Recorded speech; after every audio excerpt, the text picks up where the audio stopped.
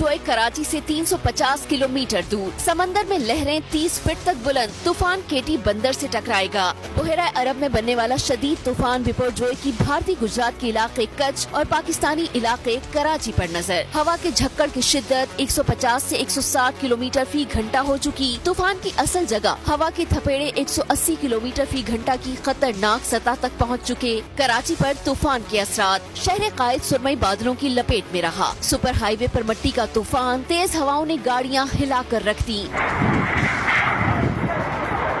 ठट्टा की साहिली बस्ती में तूफानी हवाएं, तेज हवा के साथ हल्की बारिश। अतराफ के गांव खाली करा लिए गए। बदीन के साहिली इलाकों के साथ समंदर चढ़ना शुरू। बलूचिस्तान में भी समंदर बिफरने लगा